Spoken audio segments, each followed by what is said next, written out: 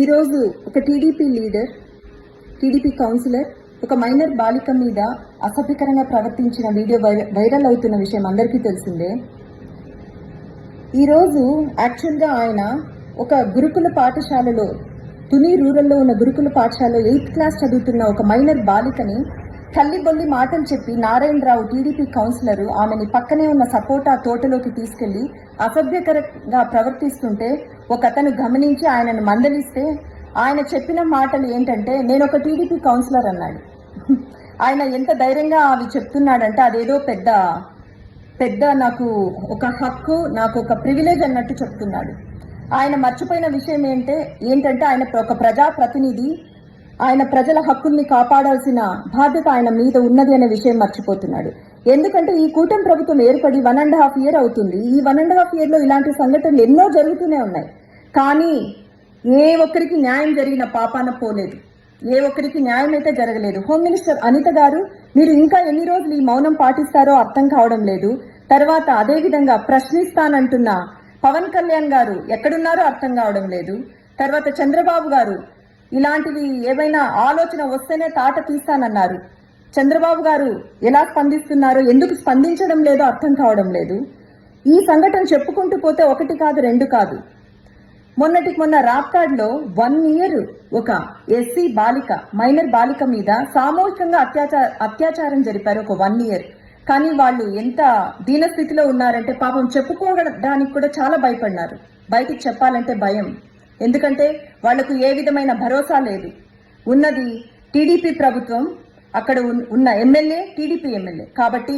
కానీ చాలా భయపడి ఆ అమ్మాయి ఫైనల్ గా బయటకు వచ్చింది. విధి లేక తను ఉన్న పరిస్థితిలో బయటకి చెప్పుకోకపోతే జరగదని చెప్పిన తర్వాతనే బయట ప్రపంచానికి తెలిసింది. తర్వాత ఇక్కడే సత్యసాయి జిల్లా చిలుమత్తూరు మండలంలో ఒక అత్తాకోడళ్ల మీద అత్యాచారం జరిగింది. ఆ విషయం కూడా అందరికీ తెలిసిందే.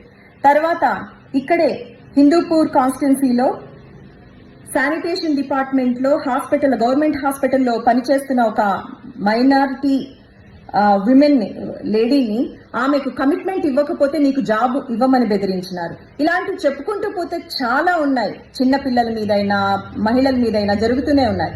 ఇవి ఒక పక్కనైతే, ఇవి ఒక ఎత్తైతే తర్వాత మహిళా లీడర్స్ ఉంటారు కదా, వైఎస్ఆర్సీపీ మహిళా లీడర్స్ మీద ఎంత అసభ్యకరంగా మాట్లాడుతున్నారంటే, రోజా గారి మీద అయితే చాలా సార్లు మాట్లాడారు. కానీ దాని మీద ఏ యాక్షన్ లేదు, మందలించిన వాళ్ళు ఎవ్వరు లేరు. అదేవిధంగా నిన్నటికి నిన్న గంగాధర్ నెల్లూరు ఇన్ఛార్జ్ అయిన కృపాలక్ష్మి గారి మీద ఎమ్మెల్యే థామస్ గారు ఏ విధంగా ఎంత అసభ్యకరంగా పర్సనల్ గా మాట్లాడారో మనందరికీ తెలుసు. ఏదైనా ఉంటే రాజకీయంగా మాట్లాడాలి, ఆమెని రాజకీయంగా ఎదుర్కోవడానికి చూడాలి. ఆమె ఎంపీటీసీగా గెలవదు, అది ఇది. ఆమె ఎమ్మెల్యేగా పోటీ చేసిందండి, అది మీరు గుర్తుంచుకోవాలి. మీకు ఎంత గట్టి పోటీ ఇచ్చిందో కూడా మీకు తెలుసు. అవన్నీ అలా ఎదుర్కోవాలి. కానీ వాళ్లను ఏదో ఇలా అసభ్యంగా మాట్లాడి వాళ్ళని మానసికంగా కృంగదీసి వాళ్ళని బయటికి రానియకుండా చేస్తున్నాము అనుకుంటే అది మీ వెర్రితనం, అది మీ పిచ్చి. అది ఎప్పటికీ జరగదు. ఇక్కడ ఉన్నది వైఎస్ఆర్సీపీలో ఉన్న మహిళలు, జగనన్న నేతృత్వంలో నడుస్తున్న మహిళలు. మాకు ఆయన ఎంత భరోసా ఇచ్చారో అది మాకు తెలుసు. అందుకే ఈ ధైర్యం మాకు. దయచేసి మీరు అది పక్కన పెట్టండి. దాన్ని పక్కన ఉంచి మీరు గవర్నెన్స్ మీద, మీ పరిపాలన మీద దృష్టి పెడితే ఇలాంటివి జరగవు. మేము పోరాడాల్సిన అవసరం కూడా ఉండదు. తర్వాత ఏ మహిళా ఉమెన్ లీడర్ అయినా, లేకపోతే ఏ లీడర్స్ అయినా, ఏ ధర్నాలైనా, ఏవి చేసినా ఎక్కడికక్కడ వాళ్ళ మీద అసభ్యకరంగా మాట్లాడడం, లేకపోతే దాడులు చేయడం. నిన్నటికి నిన్న శ్రీదేవి, మా మాజీ ఎమ్మెల్యే శ్రీదేవి, కర్నూలు జిల్లా శ్రీదేవి గారి మీద ఆమె ఒక ప్రోగ్రాంకి వెళ్తుంటే ఆమె మీద దాడి చేశారు. ఇంతకు ముందు ఒక జెడ్పీ చైర్మన్ మీద, ఆమె మీద వాళ్ళ కారు అద్దాలు పగులుకుంటే ఆమె మీద దాడి చేశారు. ఇలా చేస్తూనే ఉంటే మీరు అనుకుంటున్నారా మేము ఆగిపోతామని? లేదు.